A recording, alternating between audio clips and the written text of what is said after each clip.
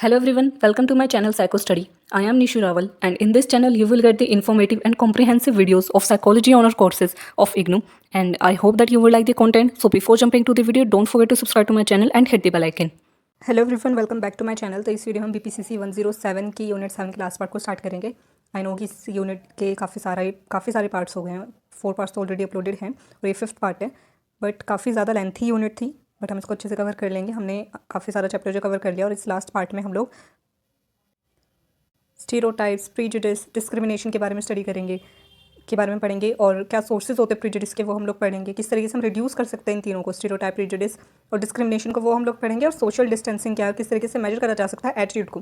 ये लास्ट के 2 टॉपिक काफ़ी छोटे छोटे हैं तो ईजिली कवर हो जाएंगे। तो स्टार्ट करते हैं स्टीरियोटाइप, प्रीजुडिस एंड डिस्क्रिमिनेशन से। तो अभी सबसे पहले हम लोग पढ़ेंगे कि स्टीरियोटाइप क्या होते हैं। हमने पहले की यूनिट में पढ़ा था कि स्टीरियोटाइप क्या होते हैं। जो पूरे ग्रुप को लेकर के जो स्कीमास बनाए जाते हैं उसे हम स्टीरियोटाइप्स कहते हैं। तो इसकी डेफिनेशन क्या है? स्टीरियोटाइप ऐसे बिलीव्स होते हैं, एक ऐसा बिलीफ कि कुछ सर्टेन ट्रेट्स या कैरेक्टरिस्टिक्स पूरे ग्रुप के सभी मेंबर्स शेयर करते हैं। कि कोई एक स्पेसिफिक ग्रुप आपने ढूंढा है, ठीक है, तो पूरा ग्रुप एक ही कैरेक्टरिस्टिक को शेयर करेगा। जैसे कि कुछ स्टीरियोटाइप्स बनाए जाते हैं कि जो लड़कियां होती हैं वो तो हमेशा रोती रहती हैं, ठीक है, तो ये एक जो करेक्टर था, ठीक है, ये एक जो सर्टेन ट्रेट था रोने का, ये सभी लड़कियों के ऊपर, ये पूरा जो ग्रुप है लड़कियों का, सबके ऊपर वो चीज़ अप्लाई कर दी गई है कि हर लड़की, यानी कि उस पूरे ग्रुप की हर मेंबर, यानी कि हर लड़की जो है रोती रहती है या फिर छोटी बातों पे रोती है, फिर छोटी सी बातों पे झगड़ती है, तो वो पूरे ग्रुप पे अप्लाई कर दिया गया है। तो ये हो गया स्टीरियोटाइप, इसे हम स्टीरियोटाइप बोलेंगे। ऐसे ही कोई भी एक कैरेक्टरिस्टिक या फिर कोई भी एक सर्टेन ट्रेट और कैरेक्टरिस्टिक जब हम पूरे ग्रुप के हर मेंबर पर अप्लाई कर देते हैं कि इस ग्रुप का हर मेंबर, कि कोई भी कम्युनिटी या कास्ट है, या फिर कोई लोग जो गुजरात से बिलोंग करते हैं, ठीक है, गुजरात के रहने वाले सभी लोग हैं, बहुत ज़्यादा मनी माइंडेड होते हैं, ठीक है, सिर्फ पैसों के लिए, बिजनेस माइंडेड होते हैं, सिर्फ पैसों को लेकर के, बिजनेस को लेकर के सोचते रहते हैं हर चीज़ में। तो ये भी क्या, एक स्टीरियोटाइप है। तो ये होता है स्टीरियोटाइप कि एक बिलीफ, सर्टेन ट्रेट को हम सभी ग्रुप के मेंबर्स पे अप्लाई कर देते हैं। हमें लगता है सारे ग्रुप के, इस ग्रुप के हर मेंबर एक जैसा होगा, ये ट्रेट तो हर इंसान में होगा, इस ग्रुप के हर मेंबर में, तो वो स्टीरियोटाइप हो गया। अब ये स्टीरियोटाइप्स फंक्शन कैसे करते हैं? ये एक मेंटल फ्रेमवर्क की तरह फंक्शन करते हैं, यानी कि एक स्ट्रक्चर की तरह वर्क करते हैं और इन्फ्लुएंस करते हैं कि हम किस तरीके से उस इन्फॉर्मेशन को प्रोसेस करेंगे। कि जो भी हमने स्टीरियोटाइप बना रखा है किसी भी ग्रुप मेंबर को लेकर के, ठीक है, उसको हम किस तरीके से प्रोसेस करेंगे, उससे इन्फ्लुएंस करते हैं। कि हम अगर मैंने बना रखा है कि अगर मेरा कोई स्टीरियोटाइप मैंने बना रखा है मेल्स को लेकर के, फीमेल्स को लेकर के, किसी भी ग्रुप को लेकर के, और मैं उस ग्रुप के मेंबर से मिली हूँ और मुझे पता है ये इस कंट्री से या फिर इस स्टेट से बिलोंग करता है, ठीक है, और अगर कोई किसी ऐसी कम्युनिटी से बिलोंग करता है जिसके लिए स्टीरियोटाइप बनाया गया कि ये लोग बड़े लड़ाकू होते हैं, और मैं उसके किसी एक मेंबर से मिलूँ, तो मेरे दिमाग में पहले से बना हुआ है वो स्टीरियोटाइप कि अच्छा इस कम्युनिटी से बिलोंग करता है इंसान, और इस कम्युनिटी के लोग जो है काफ़ी ज़्यादा लड़ाकू होते हैं, बहुत जल्दी गुस्सा हो जाते हैं, ठीक है, ऐसे लोग होते हैं। तो मैं उससे बात करते समय उसी बात को याद रखूँगी, ठीक है, तो वो मेरे बिहेवियर को भी इन्फ्लुएंस करेगा, और किस तरीके से मैं सारी इन्फॉर्मेशन को प्रोसेस करूँगी उससे भी इन्फ्लुएंस करेगा। तो इस तरीके से स्टीरियोटाइप वर्क करते हैं। जेंडर को लेकर के स्टीरियोटाइप्स होते हैं कि फीमेल्स को ज़्यादातर वार्म, डिपेंडेंट और इमोशनली सेंसिटिव, काइंड और सबमिसिव समझा जाता है, ठीक है, कि सभी फीमेल्स ऐसी होती हैं। तो ये भी एक स्टीरियोटाइप है। मेल्स के लिए कि बहुत ज़्यादा कॉम्पिटेंट होते हैं, इंडिपेंडेंट होते हैं, इमोशनली स्टेबल होते हैं, ठीक है, कॉन्फिडेंट होते हैं और टफ होते हैं, रफ होते हैं। तो ये सभी मेल्स के लिए माना जाता है, ठीक है, सभी मेल्स पे ये चीज़ अप्लाई कर दी जाती है। तो इसे हम स्टीरियोटाइप बोले, gender stereotype.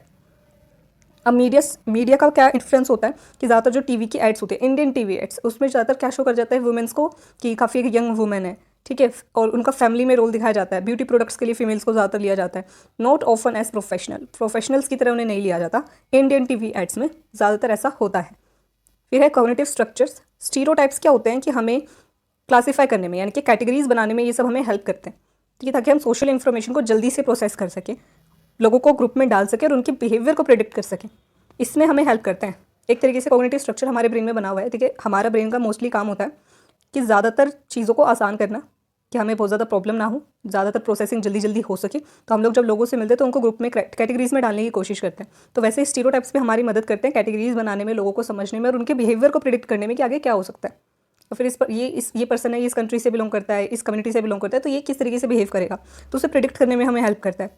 Ease of processing, वही चीज़ कि हमारे जो स्टीरियोटाइप्स बने होते हैं ये हमारे मेंटल एफर्ट को रिड्यूस करते हैं, कम करते हैं सोशल इंटरेक्शन में, और हम ज़्यादा जल्दी जो है बिहेव कर सकते हैं, ज़्यादा जल्दी जो है इंटरेक्ट कर सकते हैं, और बिहेवियर को इंटरप्रेट करने में हमें हेल्प करता है। परसिस्टेंस। अब इन स्टीरियोटाइप्स को चेंज करना इसलिए काफ़ी ज़्यादा मुश्किल हो जाता है क्योंकि हम लोग की आदत होती है कि हम इन्फॉर्मेशन को ऑर्गेनाइज करके, ठीक है, कैटेगराइज करके, कैटेगरीज बना करके रखें। यानी कि हमने किसी पर्सन को देखा तो हम उसे ऐसे इंडिविजुअली एज अ इंडिविजुअल हम लोग नहीं देखेंगे, उसको कोई ना कोई कैटेगरी में हम लोग डालेंगे, ठीक है। जैसे हमने गेस्टॉल्ट साइकोलॉजी में पढ़ा था कि हम जो है कोई भी चीज़ है, कोई भी इन्फॉर्मेशन, उसको टुकड़ों में नहीं देखते हैं, ठीक है, पार्ट्स में नहीं देखते, हम उसे एज अ होल परसीव करते हैं। तो हम किसी ना किसी ग्रुप में, किसी ना किसी चीज़ में उसे फिट इन करने की कोशिश करेंगे। तो इसी वजह से क्या है कि स्टीरियोटाइप्स क्या हमें ग्रुपिंग करने में मदद करते हैं, कैटेगरीज बनाने में मदद करते हैं, ताकि हम उसे अच्छे से समझ सके और बिहेवियर को प्रिडिक्ट कर सके। और इतनी ईज जो हमें इस चीज़ से मिल रही है, हम उसे छोड़ने की कोशिश नहीं करते, छोड़ना नहीं चाहते। इस वजह से स्टीरियोटाइप्स को चेंज करना मुश्किल होता है। बिल्कुल ये नहीं है कि चेंज हो ही नहीं सकते, हो सकते हैं अगर काफ़ी बड़े लेवल पर अगर उसे चेंज करने की कोशिश करें, कि बहुत सारे लोग जो अपने स्टीरियोटाइप्स को, एक पूरा स्टीरियोटाइप बंक हो रहा है, तब हो सकता है, बाकी बहुत ज़्यादा मुश्किल होता है इनको चेंज करना। ये थे स्टीरियोटाइप। अब हम चलते हैं अपने नेक्स्ट टॉपिक पे, जो कि है प्रेजुडिस। सेकेंड हमारा इसमें टॉपिक आ गया प्रेजुडिस। प्रेजुडिस क्या है? Negative feeling towards someone just because they belong to a certain social group. Prejudice यहाँ पे स्ट्रक्चर की बात नहीं हो रही, प्रेजुडिस यहाँ पे है नेगेटिव फीलिंग, सिर्फ और सिर्फ नेगेटिव फीलिंग किसी एक पर्सन को लेकर के, और वो भी सिर्फ इस वजह से कि वो किसी एक पर्टिकुलर ग्रुप से बिलोंग करता है, सिर्फ इस वजह से। अगर आपको नहीं पता कि वो किस ग्रुप से बिलोंग करता है तो शायद आपको उसके लिए कोई नेगेटिव फीलिंग्स ना आए, लेकिन जैसे आपको पता चले कि भाई ये तो इस सर्टेन ग्रुप से बिलोंग करता है जो मुझे बिल्कुल नहीं पसंद है, तो आपको उस इंसान के लिए नेगेटिव फीलिंग्स आ जाएगी। तो वहाँ पर आपको पता चलेगा कि वो आपका प्रेजुडिस है। एक्सप्रेशन, अब किस तरीके से हम एक्सप्रेस करते हैं इस प्रेजुडिस को? A person with prejudice show negative emotions towards all members of that group, not just one individual. कि यहाँ पे बात किया कि आपको किसी एक इंडिविजुअल से आप जो है अपनी नेगेटिव इमोशंस को एक्सप्रेस नहीं करोगे, आप पूरी कम्युनिटी के या पूरे उस आउट ग्रुप के जिसको आप मानते हो उसके हर एक मेंबर को लेकर के, हर एक इंडिविजुअल को लेकर के आप अपनी नेगेटिव फीलिंग्स को, इमोशंस को एक्सप्रेस करोगे। इस तरीके से इसे एक्सप्रेस करा जाता है। किसी एक इंसान के लिए कोई प्रेजुडिस नहीं होता, किसी एक सोशल ग्रुप के हर एक मेंबर के लिए नेगेटिव फीलिंग्स का आना, इमोशंस का आना, नेगेटिव इमोशंस का आना, उसे प्रेजुडिस कहा जाता है। इसमें एक चीज़ याद रखने की, हमेशा सिर्फ और सिर्फ नेगेटिव फीलिंग्स की यहाँ पे बात हो रही है, वो भी एक ग्रुप के सभी मेंबर्स को लेकर के। जैसे कि गॉर्डन ऑलपोर्ट ने कहा था, he described prejudice as a strong dislike based on incorrect और रिजिड जनरलाइजेशंस। गॉर्डन ऑलपोर्ट का कहना था कि प्रेजुडिस क्या होते हैं कि स्ट्रॉन्ग डिसलाइकिंग, वही नेगेटिव इमोशंस होते हैं, फीलिंग्स होती है। किसके ऊपर ये फीलिंग्स आती है? ठीक है, क्या बेस होता है इन फीलिंग्स का? इनकरेक्ट और रिजिड जनरलाइजेशन। ठीक है, आपने कुछ गलत या फिर बहुत ही रिजिड जनरलाइजेशन सबकी बना रखी है। जनरलाइजेशन क्या है कि कोई एक इंसान से आप मिले, आपका उसके साथ बहुत ही बुरा एक्सपीरियंस रहा है, ठीक है, आपको पता है ये एक पर्टिकुलर कम्युनिटी से बिलोंग करते हैं, तो आपने उस कम्युनिटी के हर मेंबर के लिए सोच लिया कि अब तो ये सब लोग ऐसे होते हैं, तो उसे हम जनरलाइजेशन बोलते हैं। तो वो ऐसी रिजिड जनरलाइजेशन और इनकरेक्ट जनरलाइजेशन आपने बना लिया, उसकी वजह से आपको स्ट्रॉन्ग डिसलाइकिंग यानी कि नेगेटिव इमोशंस उस पूरे ग्रुप के लिए आते हैं, उसे हम प्रेजुडिस कह रहे हैं। अब इसमें टारगेट क्या होता है? हम किसी एक पर्सन को इसमें टारगेट नहीं करते, बल्कि हम पूरे के पूरे ग्रुप को टारगेट करते हैं। It actually targets the entire group. फिर है इन्फ्लुएंस ऑन थिंकिंग। अब जो आपके प्रेजुडिस हैं वो ऑब्वियसली आपकी थिंकिंग को भी इन्फ्लुएंस करेंगे। जैसे स्टीरियोटाइप्स हमारी थिंकिंग को इन्फ्लुएंस करते हैं कि हम किस तरीके से प्रोसेस करेंगे इन्फॉर्मेशन को, वैसे ही प्रेजुडिस भी अफेक्ट करते हैं कि हम किस तरीके से किसी पर्सन से रिलेटेड जो भी इन्फॉर्मेशन हमारे पास आ रही है उसे हम कैसे प्रोसेस करेंगे। Information that matches the prejudice is noticed and remembered more easily. और जो ऐसी इन्फॉर्मेशन हमारे पास आती है जो हमारे प्रेजुडिस से मैच करती है, हम उसको ज़्यादा जल्दी एक तो नोटिस कर लेते हैं, ऊपर से उसे और जल्दी याद भी रख लेते हैं। तो इस तरीके से हमारे प्रेजुडिस या स्टीरियोटाइप्स हमें इन्फ्लुएंस करते हैं हमारे थिंकिंग को, कि हम किस तरीके से प्रोसेस करेंगे किसी पर्सन से रिलेटेड इन्फॉर्मेशन को, कि वो किस कम्युनिटी से बिलोंग करता है, उसे हम कैसे प्रोसेस करते हैं, उसको भी इन्फ्लुएंस करता है। बिलीफ इन कॉमन ट्रेट्स, बहुत सी स्टडीज़ ये बताती हैं कि जो प्रेजुडिस होते हैं कि लोगों का मानना है कि उस कम्युनिटी के सभी लोग एक ही ट्रेट को, एक जैसे ट्रेट को शेयर करते हैं, कि सभी लोग एक जैसे होते हैं। ये एक कॉमन बिलीफ होता है, ये हमारा बिलीफ है कि अच्छा मेरे को ये कम्युनिटी पसंद नहीं है क्योंकि इस कम्युनिटी के सब लोग ऐसे होते हैं। जैसे आपने बहुत बार सुना होगा, काफ़ी ज़्यादा सुना होगा कि जैसे लड़कियां बोलती कि अरे सभी लड़के एक जैसे होते हैं। अब उनका इंटरेक्शन सिर्फ कुछ लड़कों से हुआ होगा जो कि अच्छे नहीं होंगे, तो उन्होंने वो जनरलाइजेशन बना दी है कि सभी लड़कों में एक कॉमन ट्रेट होता है, वो नेगेटिव ट्रेट, और वो सभी लड़कों में होता है, इस वजह से सब लड़के एक जैसे होते हैं। और यही चीज़ लड़कों ने लड़कियों के लिए बनाई हुई होती है कि वही एक कॉमन ट्रेट है वो जो सब पूरे ग्रुप शेयर करता है, which might be seen as biological. उनको ये बायोलॉजिकल लगता है कि भाई ये शायद बोर्न ही ऐसे होते हैं, ये पैदा ही इस तरीके से इस नेगेटिव ट्रेट के साथ होते हैं, इस वजह से ये लोग बुरे होते हैं। तो ये कॉमन बिलीफ, एक बिलीफ है कि ये कॉमन ट्रेट सबके अंदर है, इस पूरे ग्रुप के अंदर है। और ये एक इम्प्लिसिट एसोसिएशन हमारी बन जाती है, इम्प्लिसिट एसोसिएशन की। अब जब भी आपने प्रेजुडिस बना रखा है, प्रेजुडिस क्या है? Negative emotions. तो जब भी आप उस ग्रुप की किसी भी मेंबर को देखोगे, आपको नेगेटिव फीलिंग्स आएंगी, उसके लिए नेगेटिव इमोशंस आएंगे। Prejudice can be N unconscious link, एक अनकॉन्शियस लिंक बन जाता है आपका उस सोशल ग्रुप और नेगेटिव इमोशन से, कि जब भी आपको वो ग्रुप दिखेगा आपको नेगेटिव इमोशन जो है बाहर आ रहे हैं। This means people might automatically have negative reactions to members of certain groups without realising it, कि लोगों को पता भी नहीं होता कि जैसे कास्ट जो दूसरी कास्ट को लेकर के, ठीक है, अपनी कास्ट को छोड़ करके दूसरी कास्ट को लेकर के जो नेगेटिव इमोशंस हैं, या फिर दूसरे कल्चर को या रिलीजन को लेकर के नेगेटिव इमोशंस आते हैं, प्रेजुडिस बना रखे होते हैं हमने कई लोगों ने, तो वहाँ पर क्या होता है कि वो इतने अनकॉन्शियसली हमारे अंदर होते हैं कि जब वो उस दूसरी कम्युनिटी के या कास्ट के रिलीजन के पर्सन को देखते भी हैं तो बिना किसी रीज़न के उनके अंदर वो नेगेटिव इमोशंस स्टार्ट हो जाते हैं आने और वो उसी तरीके से उसके साथ बिहेव करते हैं। तो एक इम्प्लिसिट यानी कि एक हिडन एसोसिएशन बनी हुई है। किसके बीच में एसोसिएशन बनी है? सोशल ग्रुप के बीच में, ठीक है, जिसके लिए हमारे पास हमने प्रेजुडिस बना रखा है, और नेगेटिव इमोशंस के बीच में, कि जैसे वो ग्रुप दिखेगा उस ग्रुप का कोई मेंबर दिखेगा, नेगेटिव इमोशंस हमारे बाहर आ जाएंगे, वो भी अनकॉन्शियसली, हमें पता भी नहीं होगा इसकी ऐसा क्यों है। फिर है इन ग्रुप आउट ग्रुप की जो भी प्रेजुडिस है, हमने पूरे जो सोशल वर्ल्ड है इसको इन ग्रुप और आउट ग्रुप में डिवाइड करके रखा हुआ है। इन ग्रुप क्या? जिसमें हम हैं, जिस ग्रुप से हम खुद को जुड़ा हुआ मानते हैं, अपनी आइडेंटिटी, हम जिस ग्रुप से आइडेंटिफाई होते हैं वो हमारा इन ग्रुप है, ठीक है। अब इन ग्रुप बहुत सारे हो सकते हैं, आप खुद को, ठीक है, अगर आप फीमेल हैं तो खुद को सभी फीमेल्स आपकी क्या हो गई? इन ग्रुप हो गई। मेल्स आपके या फिर दूसरा जेंडर आपके लिए क्या हो गया? आउट ग्रुप हो गया। आप अगर मेल हैं तो मेल्स जितने भी आपके इन ग्रुप हो गए, दूसरा जेंडर आपका आउट ग्रुप हो गया। वैसे अगर आप खुद को एक साइकोलॉजी के ग्रुप में देखते हैं, ठीक है, तो जितने भी साइकोलॉजिस्ट के साथ आपका इन ग्रुप हो गया, दूसरे सब्जेक्ट्स आपके लिए क्या हो गए? दूसरी फील्ड्स आपके लिए आउट ग्रुप हो गया। तो वैसे बहुत सारे इन ग्रुप आउट ग्रुप्स हो सकते हैं। तो ऐसे हमने डिवीजन बना रखा है सोशल वर्ल्ड का बहुत सारे इन ग्रुप और आउट ग्रुप में, अस वर्सेस दैम में। और ये जो डिवीजन है ये हमें ट्रिगर करता है हमारे इमोशंस को, कि हम अपने इन ग्रुप से हमेशा पॉजिटिव इमोशंस रखते हैं जिनको हम अपना इन ग्रुप मानते हैं, और जो दूसरा ग्रुप है उसके लिए हमारे पास, उसके लिए हम इतने ज़्यादा पॉजिटिव इमोशंस हमारे अंदर नहीं होते। अब हम पढ़ेंगे sources of prejudice. Sources of prejudice में टोटल 3 सोर्सेज है हमारे पास प्रेजुडिस के। इसमें फर्स्ट है थ्रेट टू सेल्फ एस्टीम। अब थ्रेट टू सेल्फ एस्टीम में क्या है कि हम इवैल्यूएशन करते हैं, ठीक है, हमने कोई भी ग्रुप है हम उनकी इवैल्यूएशन करते हैं। जो हमारा ग्रुप है, ठीक है, हम पॉजिटिव ग्रुप इवैल्यूएशन करते हैं अपने ग्रुप की, कि हम अपने ग्रुप को, जिस ग्रुप से हम बिलोंग करते हैं, आइडेंटिफाई होते हैं, उसको हम पॉजिटिवली इवैल्यूएट करते हैं, और जो दूसरा ग्रुप है उसको हम नेगेटिवली इवैल्यूएट करते हैं, दूसरे ग्रुप को। अब यहाँ पे क्या है कि अगर कोई हमारे ग्रुप को जिससे कि हम आइडेंटिफाइड होते हैं, वो कुछ भी हो सकता है, हमारी खुद की फैमिली हो सकती है, ठीक है, हमारे फ्रेंड्स हो सकते हैं, हमारी टीम हो सकती है, ठीक है, हमारी कंट्री, कास्ट या रिलीजन, कुछ भी हो सकता है जिसको भी हम इन ग्रुप मान रहे हैं, ठीक है, जिसकी भी हम बात करें, कुछ भी आप एग्जाम्पल ले सकते हैं अपने तरीके से। तो अगर उसको कोई थ्रेट करता है उसकी इमेज को, ठीक है, उस पर अगर कोई थ्रेट आता है तो वहाँ पर हम काउंटर अटैक करने की कोशिश करते हैं। क्योंकि हमारी सेल्फ एस्टीम जो है वहाँ पर कम हो उसको थ्रेट मिलता है, हमारी सेल्फ एस्टीम को थ्रेट मिलता है। हमारे ग्रुप को, इन ग्रुप को कोई थ्रेट दे रहा है, ठीक है, उसकी इमेज को गिराने की कोशिश कर रहा है, उसके बारे में कुछ उल्टा सीधा बोल रहा है, तो वहाँ पर क्या हमें अच्छा फील नहीं होता, पहली चीज़ तो, ठीक है। और उस पर भी हमारी जो सेल्फ एस्टीम पे थ्रेट आता है तो हम उसे काउंटर अटैक करने की कोशिश करते हैं। Stronger in group identity, this leads to a strong identification with the own group, कि हम अपने ग्रुप से बहुत ज़्यादा स्ट्रॉन्गली आइडेंटिफाई होते हैं, और हम लोग खुद को बहुत ज़्यादा स्ट्रॉन्गली आइडेंटिफाई करते हैं अपने इन ग्रुप से, कि हम इसी ग्रुप से बिलोंग करते हैं, और उसको पॉजिटिवली इवैल्यूएट करते हैं।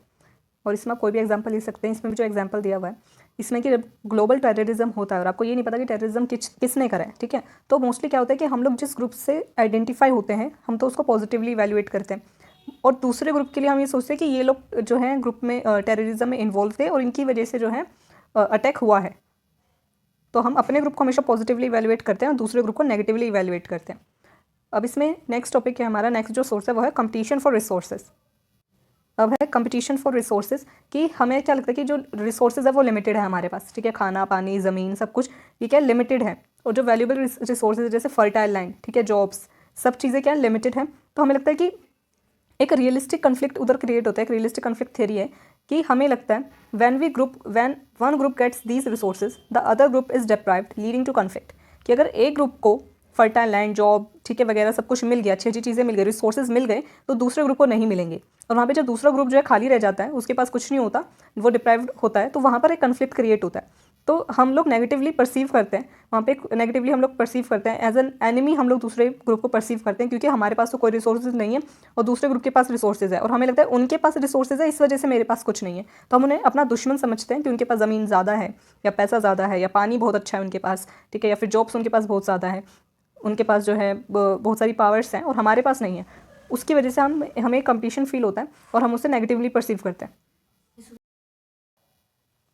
अब इसके लिए एक एक्सपेरिमेंट भी हुआ था, रोबर्ट्स केव एक्सपेरिमेंट। इस एक्सपेरिमेंट में क्या होता है कि एक समर कैंप था, जिस समर कैंप में जितने भी बॉयज़ थे, ठीक है, उस समर कैंप में सिर्फ बॉयज़ थे, और उन बॉयज़ को 2 ग्रुप्स में डिवाइड कर दिया था, ग्रुप ए और ग्रुप बी, ठीक है, और उसकी वजह से सभी जो बॉयज़ थे उनकी अलग अलग जो है ग्रुप आइडेंटिटीज़ बन गई थी, जो जिनको भी जिस ग्रुप में डालता वो उसी ग्रुप के साथ बहुत ज़्यादा काफ़ी स्ट्रॉन्ग उनकी आइडेंटिटी उनसे बिल्ट हो गई थी। अब जब उन ग्रुप्स को, ठीक है, दोनों ग्रुप को आमने सामने रखा गया और रिसोर्सेज को लेकर के कंपटीशन करवाए गए, तो बहुत जल्दी दे quickly developed strong prejudice and conflicts.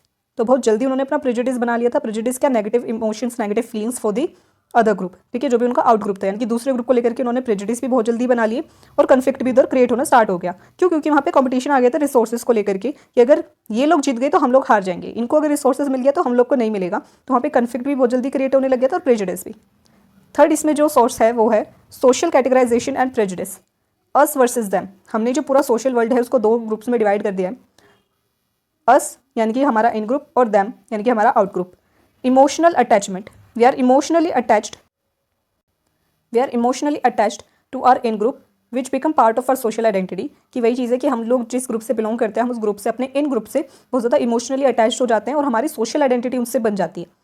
और जो भी हमारा इन ग्रुप होता है उसको हम पॉजिटिवली इवैल्यूएट करते हैं हमेशा, कि हमारा जो इन ग्रुप है वो उसको हम हमेशा पॉजिटिवली ही, उसके हर बिहेवियर को या एफर्ट्स को हम लोग पॉजिटिवली ही इवैल्यूएट करते हैं, जबकि जो हमारा आउट ग्रुप है उसको हम नेगेटिवली इवैल्यूएट करते हैं। और बहुत सारी स्टडीज़ में भी ऐसा देखा गया है कि जब अगर हम कोई रैंडमली भी असाइन करें कि आपके स्कूल में कोई कॉम्पिटिशन हो रहा है और आपको रैंडमली असाइन कर दिया है कुछ ग्रुप्स में, तो आप अपने ग्रुप से ही ज़्यादा पॉजिटिवली उसको जो है परसीव करोगे, उसकी इवैल्यूएशन करोगे और अपने ग्रुप से ज़्यादा सोशली आइडेंटिफाइड खुद को महसूस करोगे और अपने ग्रुप को ज़्यादा फेवर करोगे। अगर हम रैंडम कोई असाइनमेंट भी करी है तो भी, तो ये होता है ये कुछ सोर्सेस हमने पढ़े प्रेजुडिस के।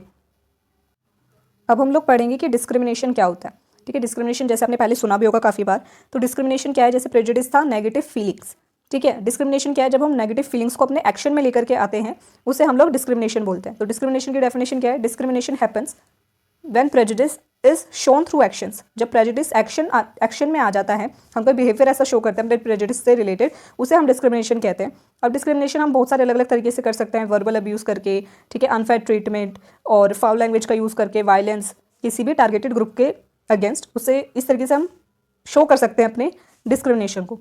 हिस्टोरिकल एग्जाम्पल क्या है इसमें? अपार्थाइड इन साउथ अफ्रीका, ठीक है, जो नेटिव ब्लैक्स थे या फिर Asian Africans and other racial groups were denied basic rights and forced to live in a specific area।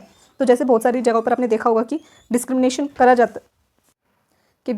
करा जाता है कि पहले लड़कियों को पढ़ने नहीं दिया जाता था, तो वो भी डिस्क्रिमिनेशन है कि वो सिर्फ एक ग्रुप से बिलोंग करती हैं, वो लड़कियां, इस वजह से सिर्फ वो पढ़ नहीं सकती, या फिर और भी बहुत सारे आप एग्जाम्पल्स इसमें लिख सकते हो डिस्क्रिमिनेशन से रिलेटेड। मॉडर्न एग्जाम्पल्स क्या है इसमें? Increase in hateful messages on social media platforms like Facebook, Twitter, WhatsApp, Instagram, जो भी कोई फाउल लैंग्वेजेस का यूज़ करते हैं, या फिर हेटफुल कमेंट्स, ठीक है। ट्रोलिंग जो है वो भी डिस्क्रिमिनेशन का ही एक तरीका है, ठीक है, एक फॉर्म है कि अपने जो प्रेजुडिस है, अपने नेगेटिव इमोशंस को एक्शन में लेकर के आ रहे हैं, ठीक है। ये मॉडर्न एग्जाम्पल हो गया। हिडन प्रेजुडिस, अभी हिडन प्रेजुडिस क्या है? कुछ ऐसे लॉज हैं हमारी सरकार ने जो बना रखे हैं, ठीक है, कुछ सोशल नॉर्म्स है, लॉज है, जिसकी वजह से लोगों के अंदर प्रेजुडिस तो है, नेगेटिव फीलिंग्स है दूसरे आउट ग्रुप को लेकर के, लेकिन वो उसे बाहर नहीं दिखा सकते, उसको शो नहीं कर सकते। क्यों? क्योंकि उन्हें पता है अगर उन्होंने ऐसा कुछ करा, ठीक है, कोई डिस्क्रिमिनेशन शो करा या फिर कुछ भी ऐसा काम करा, तो उसकी वजह से उन्हें जेल में जाना पड़ सकता है। तो ऐसे में वो क्या करते हैं? This leads to form of discrimination. तो इस हिडन प्रेजुडिस को किस तरीके से वो लोग किस तरीके से बाहर लेकर के आते हैं, एक्शन में लेकर के आते हैं? 3 तरीके होते हैं। पहला है रिलेक्टेंस टू हेल्प, कि वो उन लोगों की मदद ही नहीं करेंगे, ठीक है। अगर कोई ऐसा पर्सन है जिसने जो फीमेल्स को लेकर के डिस्क्रिमिनेट करता है, तो वो फीमेल्स की हेल्प नहीं करेगा, ठीक है, उसके साथ कुछ गलत नहीं, को नीड है तो उनकी हेल्प नहीं करें। Not helping the target group improve their status like denying them housing और फ्लेक्सिबल वर्क ऑप्शंस, कि उनको अपनी जगह काम नहीं करने दे रहे हैं, ठीक है, उनको हेल्प नहीं करें। तो रिलेक्टेंस टू हेल्प एक तरीका है हिडन प्रेजुडिस को शो करने का। फिर है tokenism, offering minimal help to appear fair like hiring a few people from the target group to show no bias. Tokenism का यूज़ कर सकते हैं। टोकनिज्म कैसे यूज़ करते हैं कि कोई एक पर्सन है जिसे कि कोई एक पर्टिकुलर कास्ट के लोग जो नहीं पसंद है, या रिलीजन के, या फिर किसी एक कंट्री के लोग नहीं पसंद है, ठीक है, लेकिन अपने आप को बहुत ही फेयर दिखाने के लिए, ठीक है, समाज में ये दिखाने के लिए कि नहीं मैं तो किसी के साथ कोई डिस्क्रिमिनेशन नहीं करता हूँ, तो उसी कम्युनिटी से 1 से 2 लोगों को अपने यहाँ पे काम पे रख लिया है, जिससे ये पता चल गया कि भाई मैं बायसनेस शो नहीं करता, ठीक है, मेरे अंदर कोई बायसनेस नहीं है, मैं किसी के साथ कोई डिस्क्रिमिनेशन नहीं करता, बट हिडन क्या है? इम्प्लिसिट प्रेजुडिस है उधर। तो वो टोकनिज्म है कि बहुत ही कम मात्रा में, बहुत ही मिनिमल हेल्प करना। फिर है रिवर्स डिस्क्रिमिनेशन। रिवर्स डिस्क्रिमिनेशन हो गया ओवर कंपेंसेशन, हो गया कि ज़रूरत से ज़्यादा मदद करना, ठीक है, अपने कम्युनिटी जितनी ज़रूरत है उससे भी ज़रूरत से ज़्यादा मदद करना, ये दिखाने के लिए कि मैं जिस ग्रुप से बिलोंग करता हूँ, हमारे ग्रुप के लोग बहुत ज़्यादा अच्छे होते हैं और हम दूसरों की मदद करते हैं, बेशक वो किसी भी ग्रुप से। यहाँ पे ये नहीं है कि भाई वो इस वजह से मदद करे क्योंकि उन्हें मदद करनी है, या फिर वो मदद मांग सकते हैं, फिर किसी की मदद करना अच्छी बात होती है, नहीं, सिर्फ ये दिखाने के लिए कि मेरा ग्रुप जिससे मैं बिलोंग करता हूँ हम ज़्यादा अच्छे होते हैं। तो यहाँ पर जो नेगेटिव फीलिंग्स है वो लॉन्ग टर्म में और ज़्यादा बढ़ेगी, ठीक है, यहाँ पे प्रेजुडिस रिड्यूस नहीं होगा रिवर्स डिस्क्रिमिनेशन की वजह से। तो ये था डिस्क्रिमिनेशन। तो हमने अब तक स्टीरियोटाइप्स क्या होते हैं, प्रेजुडिस, डिस्क्रिमिनेशन, तीनों चीज़ें पढ़ ली हैं। क्या सोर्सेज होते हैं प्रेजुडिस के, हमने वो भी पढ़ा। अब हम पढ़ेंगे हम इन तीनों चीज़ों को, ठीक है, स्टीरियोटाइप्स और प्रेजुडिस, डिस्क्रिमिनेशन, इसको हम कैसे रिड्यूस कर सकते हैं, ठीक है, कैसे इसको कम कर सकते हैं, रिड्यूस कर सकते हैं। तो इसमें सबसे पहले तो है सोशल लर्निंग अप्रोच, कि हम जब पैदा हुए थे, ठीक है, पैदा होते थे तो किसी को नहीं पता होता कि ये मेरा ग्रुप है, ये दूसरा ग्रुप है, ये अस है, ये दैम है, ये सब चीज़ें नहीं पता होती। ये सब चीज़ें हम लोग लर्न करते हैं दूसरों से, ठीक है। ये सब चीज़ें हमने लर्न करी होती है अपने आसपास के लोगों को ऑब्जर्व करके, अपने पेरेंट्स को, जो भी सिग्निफिकेंट पीपल हैं हमारे आसपास, उनसे हमने सीखे हैं ये सारे स्टीरियोटाइप्स, प्रेजुडिस और डिस्क्रिमिनेशन। तो वैसे हम इसे अनलर्न भी कर सकते हैं। इसमें रीइंफोर्समेंट के बारे में बताया कि when children show these negative attitudes they are often praised which strengthen these behaviours, कि अगर आपके पेरेंट्स का, ठीक है, किसी के पेरेंट्स को, एक बच्चे उसके पेरेंट्स का मानना है कि भाई जो दूसरा आउट ग्रुप उन्होंने बना रखा है उनसे बात करना अच्छी बात नहीं है, उनके साथ बुरा बिहेव करना अच्छी बात है, और अगर उस बच्चे ने भी वैसा बिहेव करा तो उसके पेरेंट्स मोस्टली उसे प्रेज करते हैं कि अच्छी बात है तुमने ऐसा काम करा। तो उस प्रेज की वजह से उन्हें ऐसा फील होता है बच्चों को कि शायद मैंने जो काम करा वो बहुत अच्छा है, मुझे यही करते रहना चाहिए, क्योंकि मेरे पेरेंट्स इसे सही बताते हैं। तो वहाँ पर उस रीइंफोर्समेंट की वजह से ही प्रेजुडिस, स्टीरियोटाइप्स और डिस्क्रिमिनेशन बढ़ते जाते हैं और बिहेवियर क्या होता है, स्ट्रेंथन होता जाता है। Interactions, negative attitudes also form through interaction with members of different groups. और जो ये नेगेटिव एटीट्यूड होता है हमारा, ये ज़्यादातर जब हम दूसरे ग्रुप्स के साथ इंटरेक्शन करते हैं और वो इंटरेक्शन अच्छा नहीं हो पाता हमारा, ठीक है, तो उसकी वजह से भी नेगेटिव एटीट्यूड हमारा बन जाता है उस दूसरे ग्रुप को लेकर के, अलग अलग ग्रुप को लेकर के। पेरेंटल इन्फ्लुएंस भी होता है, रेशियल एटीट्यूड होता है। नेगेटिव एटीट्यूड तो उन्हें इंटरेक्शन से मिलता है, जो रेशियल एटीट्यूड है वो भी बेस्ड होता है कि वो कितने ज़्यादा अपने पेरेंट्स से आइडेंटिफाई होता है। तो अब हमारे जैसे पेरेंट्स होते हैं, ठीक है, जो पेरेंटल इन्फ्लुएंस है वो भी, जो पेरेंट्स है वो भी काफ़ी ज़्यादा इन्फ्लुएंस करते हैं इन स्टीरियोटाइप्स, प्रेजुडिस और डिस्क्रिमिनेशन में। और ज़्यादातर जो ये डिस्क्रिमिनेशन है या फिर प्रेजुडिस है, प्रेजुडिस पास डाउन होता रहता है generation to next generation, one generation to next generation. तो हमें क्या करना है, हमें इस चेन को ब्रेक करना है। हमने सारी जो है कॉजेज पढ़ी कि कहाँ से आ रहे हैं ये, ठीक है, किस तरीके से हमने लर्न करा है इन स्टीरियोटाइप्स को, प्रेजुडिस को, डिस्क्रिमिनेशन को। तो अगर हम इस चेन को ब्रेक करते हैं, इस चेन को तोड़ते हैं, तो हमारे जो एटीट्यूड्स हैं, हम हेल्दी एटीट्यूड्स को फॉर्म कर सकते हैं, बना सकते हैं, और इन प्रेजुडिस को, स्टीरियोटाइप्स को, डिस्क्रिमिनेशन को रिड्यूस करा जा सकता है। यानी कि जो हमने लर्न करा है उसको अनलर्न करें और ये जो चेन चलती चली आ रही है, ठीक है, साइकिल को ब्रेक करें। सेकेंड है इसमें increase intergroup contact. Hearsay and rumours. Prejudice often develop without direct exposure based on rumours, कि ज़्यादातर ये जो भी डिस्क्रिमिनेशन और प्रेजुडिस होते हैं, ठीक है, बनते कैसे हैं, रूमर्स के बेसिस पर, कि अच्छा वो ग्रुप ना ऐसा होता है।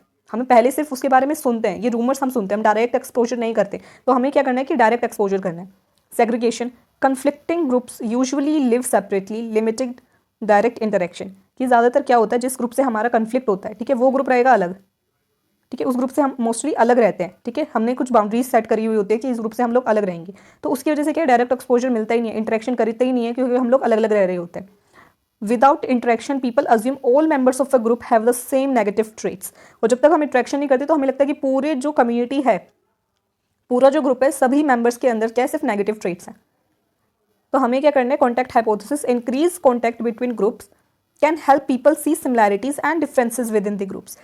जब हम जितना ज़्यादा इंटरेक्शन बढ़ाएंगे उसी के बेसिस पर हमें समझ में आएगा कि क्या सिमिलैरिटीज़ हैं इस ग्रुप में और क्या इस ग्रुप में डिफरेंसेस हैं। तो हमारे जो वो रूमर्स हैं, उन रूमर्स को ब्रेक करना है। वो रूमर्स किस तरीके से हट सकते हैं, किस तरीके से हमको ओरिजिनल जो इन्फॉर्मेशन है, करेक्ट इन्फॉर्मेशन कैसे मिलेगी, जब हम डायरेक्ट एक्सपोजर करेंगे, एक्सपोजर इंक्रीज करेंगे, ठीक है, इंटरेक्शन इंक्रीज करेंगे, किसके साथ, इंटर ग्रुप कॉन्टैक्ट जब हम बढ़ाएंगे, तब जाकर के स्टीरियोटाइप्स, प्रेजुडिस, डिस्क्रिमिनेशन रिड्यूस हो सकता है। फिर इसमें recategorisation, developing common social identity, कि और हम किस तरीके से जो है रिड्यूस कर सकते हैं स्टीरियोटाइप्स, प्रेजुडिस, डिस्क्रिमिनेशन को, कि रिकैटेगराइजेशन करें, कि जो हमने इन ग्रुप और आउट ग्रुप बना रखा है, जो हमने कैटेगराइजेशन करी हुई है, इस कैटेगराइजेशन को दोबारा से एक कॉमन आइडेंटिटी बना दे, कि हमने जो अपनी पूरी कंट्री को स्टेट्स से या फिर कम्युनिटीज से, ठीक है, कास्ट से, रिलीजन से डिवाइड करा है। अगर हम सिर्फ एक आइडेंटिटी बनाए, एक कॉमन आइडेंटिटी, कि हम सब इंडियंस हैं, ठीक है, सबसे पहले हम सब क्या है, इंडियंस। तो हम सबकी जितने भी कास्ट, रिलीजन और स्टेट के हिसाब से हमने जो अपने अपने छोटे छोटे ग्रुप्स बना रखे हैं, इसको हमने कॉमन आइडेंटिटी बना दी और क्या बना दिया, इंडियंस, ठीक है। तो यहाँ पर जो भी नेगेटिव एटीट्यूड्स हैं वो पॉजिटिव वंस में कन्वर्ट हो सकते हैं, क्योंकि हम सबकी एक कॉमन आइडेंटिटी बन गई। तो हम सब इन ग्रुप में आ गए, एक बहुत बड़ा इन ग्रुप हो गया। तो हमने रिकैटेगराइजेशन करी, जो छोटी छोटी कैटेगरीज हमने बना रखी थी उसको हटा करके हमने एक कॉमन आइडेंटिटी से सबको आइडेंटिफाई करा।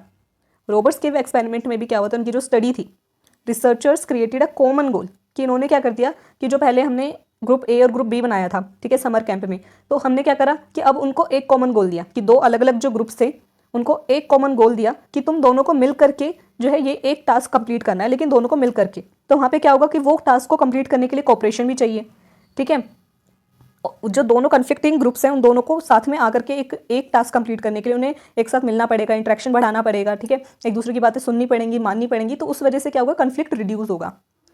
तो जब हम छोटी छोटी कैटेगरीज को एक बड़ी कैटेगरी में डिवाइड कर देंगे, यानी कि रीकैटेगराइजेशन करेंगे, तो उसकी वजह से भी स्टीरियोटाइप्स, प्रेजुडिस, डिस्क्रिमिनेशन कम हो सकता है। फिर इसमें feeling of guilt originated from prejudice, conscious versus subconscious behaviour.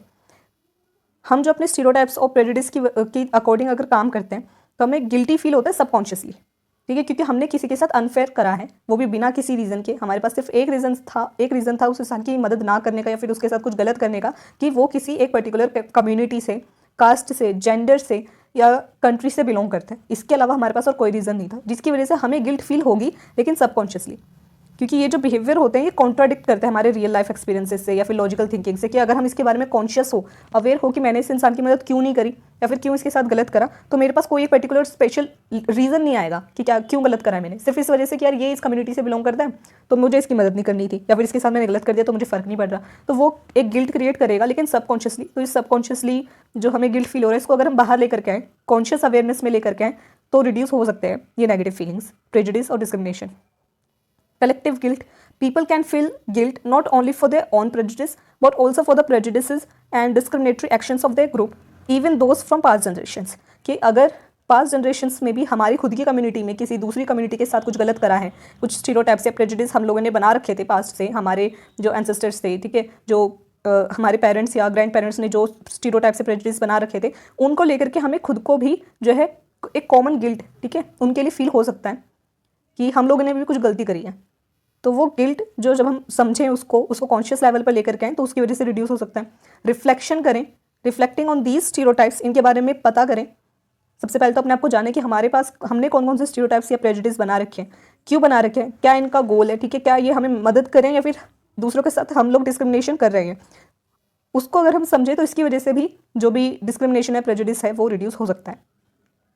Last इसमें लर्निंग टू नेगेट स्टीरियोटाइप्स। सबसे पहले तो ये जो स्टीरियोटाइप्स, प्रेजुडिस, डिस्क्रिमिनेशन है, ये कहाँ से आ रहे हैं? Arise from evaluating people based on their group membership. हमने जो भी स्टीरियोटाइप्स, प्रेजुडिस, डिस्क्रिमिनेशन बनाए हैं, ठीक है, किस बेसिस पे बनाए कि कौन किस ग्रुप से बिलोंग करता है? ग्रुप मेंबरशिप के बेसिस पर। Out group homogeneity, we often assume that all members of a particular social group share the same traits and characteristic. वही चीज़ जो हमने पहले पढ़ी, इसी को स्टीरियोटाइप कहते हैं, कि हम लोग ये एज्यूम करते हैं कि किसी एक कम्युनिटी के सभी लोग एक जैसे होते हैं, बिल्कुल सिमिलर होते हैं, जो कि सच्चाई नहीं है। तो हमें इस चीज़ को समझना है कि अपने इस अजम्पशंस को ठीक करना है, और ये ऑटोमेटिक एक्टिवेशन होती है once these stereotypes are formed. अगर एक बार स्टीरियोटाइप्स बन जाते हैं तो ऑटोमेटिकली ट्रिगर करते हैं, वर्क करते हैं, और when we encounter members of these groups maintaining our prejudice. जब भी हम ऐसे किसी ग्रुप से मिलते हैं जिसके लिए हमने इसको स्टीरियोटाइप या प्रेजुडिस बना रखा है, ठीक है, तो ये एकदम से ट्रिगर हो जाएंगे और हम उसी तरीके से हमारे पास जितनी भी इन्फॉर्मेशन आ रही है, हम उसको क्या करने लग जाएंगे, उसी तरीके से प्रोसेस करेंगे। कि हमारा मानना है कि ये वाले जो कास्ट के लोग होते हैं, कम्युनिटी के लोग होते हैं, ठीक है, ये बहुत ज़्यादा गुस्से वाले होते हैं, और अगर मैं किसी एक ऐसे इंसान से मिली जिसने थोड़ी सी भी ऊंची आवाज़ में बात कर ली, तो दिमाग में यही आएगा कि अच्छा ये लोग तो ऐसे ही होते हैं, इस वजह से चिल्ला रहा है इतना या चिल्ला रही है। तो ये बहुत ही ऑटोमेटिकली वर्क करते हैं। Conscious negation encouraging people to consciously reject these stereotypes can prevent their automatic activation leading to reduced prejudice and discrimination। वही चीज़ है कि हमें कॉन्शियस रहना होगा। अगर कोई इंसान कुछ गलत कर रहा है तो वो चीज़ उसकी कास्ट पे, कम्युनिटी पे या जेंडर पे ना डालते हुए कि वो अकेला इंसान, उसकी खुद की सोच ऐसी है, इस वजह से उसने कोई काम करे, ना कि वो इस कम्युनिटी से बिलोंग करता है इस वजह से उसने वो काम करें। ये चीज़ के लिए हमें अवेयर होना होगा, कॉन्शियस होना होगा, तब जाकर के हम ये जो स्टीरियोटाइप्स हैं हमने जो बना रखे हैं, प्रेजुडिस है, डिस्क्रिमिनेशन, इसको रिड्यूस कर सकते हैं। तो ये थे कुछ तरीके, ठीक है, कुछ वेज जिसके थ्रू हम रिड्यूस कर सकते हैं इन स्टीरियोटाइप्स, प्रेजुडिस और डिस्क्रिमिनेशन को। अब इसमें लास्ट हमारे जो 2 टॉपिक बचे हैं वो है सोशल डिस्टेंस। ठीक है, सोशल डिस्टेंस क्या है? सोशल डिस्टेंस सिंपली कि हम स्पेस या फिर डिस्टेंस बना के रखते हैं किसी इंसान से, ठीक है, कुछ लोगों से या फिर किसी एक ग्रुप से, उसे सोशल डिस्टेंसिंग बोलते हैं। ठीक है, it shows how much people और groups are excluded from each others activities. Exclusive किस तरीके से हमें पता चलेगा सोशल डिस्टेंसिंग का? कैसे पता चलेगा कि हम अपने जो भी कल्चरल फेस्टिवल्स होते हैं, ठीक है, उसमें उनको जो है इंक्लूड नहीं कर रहे हैं, ठीक है, उनको बाहर रखा हुआ है, उनको एक्सक्लूड कर रखा है, और भी जो दूसरी एक्टिविटीज़ हैं उनमें उनको इंक्लूड नहीं करा जा रहा। इस तरीके से हमें पता चलता है सोशल डिस्टेंसिंग का। Context, this can be based on social class, gender and ethnicity. ये किसी भी बेसिस पर सोशल डिस्टेंसिंग हम लोग कर सकते हैं। जैसे पहले था कि पहले जो स्टीरियोटाइप या प्रेजुडिस था बना रखा था, सोशल डिस्टेंसिंग कैसी थी कि जो छोटी कास्ट के लोग होते हैं उनको हाथ तक नहीं लगाना, ठीक है, वो हमारे किसी काम में हमको छू भी नहीं सकते। तो इस तरीके से उनसे सोशल डिस्टेंसिंग करी हुई थी कि उनको कोई काम नहीं देना, सिर्फ इस बेसिस पर कि वो उनकी सोशल क्लास क्या है, ठीक है, या फिर इनका जेंडर क्या है, या एथनिसिटी के बेसिस पर हम लोग सोशल डिस्टेंसिंग रखते हैं। Group mixing, people in the same group mix more easily then those in different groups. जो लोग एक ही ग्रुप से बिलोंग करते हैं, ठीक है, एक ही ग्रुप के जितने अलग अलग लोग हैं, ठीक है, एक ग्रुप में अगर 100 लोग हैं या 150 लोग हैं या बहुत सारे लोग हैं, तो वो एक दूसरे के साथ ज़्यादा इजीली मिक्स हो जाते हैं, एक दूसरे से ज़्यादा इजीली कम्युनिकेट कर पाते हैं, मिक्स हो जाते हैं। लेकिन as compared to the different group, कि अगर आप इंडिया में रह रहे हो तो आप इंडिया के लोगों से अच्छे से फिर भी बात कर सकते हैं, लेकिन अगर आप कोई दूसरी कंट्री में जा रहे हैं, अफ्रीका, ठीक है, ऑस्ट्रेलिया वगैरह, तो वहाँ पर आप उन लोगों से इतनी जल्दी या फिर इतनी अच्छी तरीके से जो है मिक्स नहीं हो पाएंगे, क्योंकि वो आपके लिए एक डिफरेंट ग्रुप हो जाता है। अभी इस सोशल डिस्टेंस को मेजर करने के लिए भी हमारे पास स्केल है, ठीक है, बोगार्ड स्केल। इस स्केल का भी हम लोग यूज़ कर सकते हैं मेजर करने के लिए सोशल डिस्टेंसिंग। अब डिस्टेंस बहुत सारे तरीके से हो सकता है, सिर्फ फिजिकल डिस्टेंस नहीं होता। इमोशनल डिस्टेंसिंग, ठीक है, हैबिचुअल, कल्चरल, इंटरेक्शनल और बेस्ड ऑन नॉर्म्स। इन सब तरीके से हम लोग डिस्टेंसिंग बना करके रखते हैं किसी दूसरे ग्रुप से। तो ये था सोशल डिस्टेंस। लास्ट इसमें मेजरमेंट ऑफ एटीट्यूड, कि किस तरीके से हम लोग मेजर कर सकते हैं एटीट्यूड को। तो हमारे पास इसके लिए 3 स्केल्स हैं। पहला है थर्स्टोन का स्केल, जो कि 20th सेंचुरी में थर्स्टोन ने डेवलप करा था। ये डाइकोटमस क्वेश्चन इसमें होते हैं। डाइकोटमस का मतलब होता है सिर्फ 2 ऑप्शन होते हैं आपके पास, yes, no, true, false, right, wrong, ठीक है, अग्री, डिसएग्री। इस तरीके से 2 ही फिक्स ऑप्शन होते हैं, उनको चूज़ करना होता है, वो डाइकोटमस क्वेश्चन होते हैं। पार्टिसिपेंट्स दोनों में से कोई भी एक चूज़ करता है और उसके बेसिस पर हम लोग सारे आंसर्स को, सारे जितने भी आंसर्स होते हैं उसका एक एवरेज निकालते हैं एटीट्यूड को मेजर करने के लिए। सेकंड है लाइकर्ट स्केल। लाइकर्ट स्केल वो स्केल होते हैं जहाँ पर आपके पास मल्टीपल ऑप्शंस होते हैं, लेकिन एक स्टेटमेंट्स वाइज होते हैं, अग्री, डिसअग्री। 1 to 10 का लाइकर्ट स्केल है, जिसमें कि 1 किसको डिनोट कर रहा है, डिसअग्री को, ठीक है, स्ट्रांगली डिसअग्री। फिर 2 हो गया डिसअग्री, फिर 3rd हो गया स्लाइटली डिसअग्री। आपके पास जो है बहुत सारे सीरीज में स्टेटमेंट्स होती हैं और उसमें से आपको टिक करना होता है, और फिर हम सारे जितने भी आपके रिस्पॉन्सेज होते हैं उसको हम लोग सम अप कर देते हैं। ये होता है लाइकर्ट स्केल में, जो रेनेसिस लाइकर्ट ने डेवलप करा था। फिर लास्ट गुटमैन स्केल है। गुटमैन स्केल भी लुईस गुटमैन ने डेवलप करा था। यूनिडायमेंशनल होता है, यानी कि इसमें बहुत सारे डायमेंशंस नहीं होते, मल्टी डायमेंशनल नहीं है ये, सिर्फ एक इसमें डायमेंशन है, ऑर्डिनल स्केल की तरह काम करता है। और जो भी पॉजिटिव रिस्पॉन्सेज है किसी क्वेश्चन को लेकर के, ठीक है, कोई भी एक क्वेश्चन को लेकर के अगर आपने पॉजिटिव रिस्पॉन्स दिया है, तो हम वो ये सजेस्ट करता है कि आप जितने भी प्रीसीडिंग क्वेश्चन हैं वो भी क्या है, पॉजिटिव रिस्पॉन्स उनके लिए दिया गया है। तो ऐसा गटमैन का स्केल है, लाइकर्ट स्केल है, थर्स्टोन स्केल है, ऐसे अलग अलग स्केल्स हैं हमारे पास, जिसके थ्रू हम मेजर कर सकते हैं एटीट्यूड को। तो आज की वीडियो में इतना ही। आज हमने जो हमारा चैप्टर था PPCC 107 का यूनिट 7, वो हमारा पूरा कवर हो चुका है, ठीक है, पूरा हमने कंप्लीट कर लिया है। हमने डेफिनेशन, टाइप, स्ट्रक्चर, फंक्शंस, ठीक है, एटीट्यूड कैसे बनता है, कैसे चेंज होता है, क्या रिलेशनशिप है एटीट्यूड और बिहेवियर का, ठीक है, और स्टीरियोटाइप्स, प्रेजुडिस, डिस्क्रिमिनेशन क्या होते हैं, किस तरीके से इन्हें रिड्यूस करा जा सकता है, सोशल डिस्टेंसिंग क्या होती है और क्या किस तरीके से मेजर कर सकते हैं हम एटीट्यूड को, वो सब हमने पढ़ा। और इस यूनिट में जो सबसे ज़्यादा इंपॉर्टेंट चीज़ें, एक तो थियरी, ठीक है, balance theory, cognitive dissonance theory और पर्सुएशन, ये आपको बहुत अच्छे से करना है। और एटीट्यूड की डेफिनेशन, उसका टाइप्स, अगर आपको टाइप्स भी आपको याद करने हैं, तो ये सारे कुछ इंपॉर्टेंट पॉइंट्स हैं इसमें जो इस पूरे चैप्टर में से आ सकते हैं एग्जाम में। बाकी आपको प्रीवियस ईयर क्वेश्चंस तो देखने ही है कि प्रीवियस ईयर क्वेश्चंस में क्या क्या क्वेश्चंस आए हैं हर चैप्टर से। तो वीडियो अच्छी लगी तो प्लीज़ वीडियो को लाइक कर देना, चैनल को सब्सक्राइब कर देना, ज़्यादा से ज़्यादा अपने फ्रेंड्स के साथ शेयर करना ताकि उनकी भी हेल्प हो सके, और कमेंट सेक्शन में अपना फीडबैक ज़रूर देना। और मिलते हैं नेक्स्ट वीडियो में।